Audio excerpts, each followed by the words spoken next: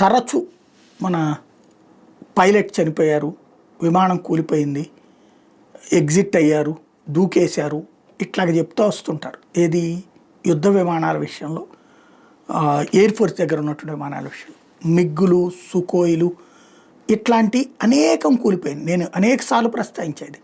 ఇప్పుడు రఫేల్ తెచ్చుకుంటున్నాం, రేపు తేజస్ తీసుకొస్తాం, ఇంకోటి చేస్తాం. కానీ ఇక్కడ ఈ పాత వాటి లోపాలు ఎవరూ కనిపెట్టలేరు. ఆ దేశాల యొక్క ప్రెషర్ ఉంటుందా, ఆ దేశ వ్యాపార సంస్థల ప్రెషర్ ఉంటుందా, లేదా మన సైన్యం పట్ల మనకు కమిట్మెంట్ లేదో తెలియదు. ఓవరాల్గా ఇండియన్ ఎయిర్ ఫోర్స్ 550 ఎయిర్ క్రాఫ్ట్లు గత 30 ఏళ్లలో కోల్పోయింది. 550 గత 30 ఏళ్లలో.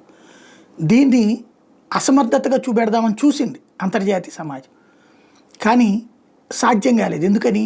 యాక్యురసీగా కొట్టగలిగిన శక్తి మనకుందని వాళ్ళు అర్థం చేసుకున్నారు. పాకిస్తాన్ తిన దెబ్బలు కావచ్చు, చైనాని డొక్కలంలో పంపించినటువంటి తీరు కావచ్చు, అట్లాగే మయన్మార్లో ఉన్న తీవ్రవాదుల మీద చేస్తున్న దాడులు కావచ్చు. కాబట్టి మనం తక్కువగా అంచనా వేయలేరు. కానీ లోపం ఎక్కడుంది? ఇది $1 మిలియన్ ప్రశ్న.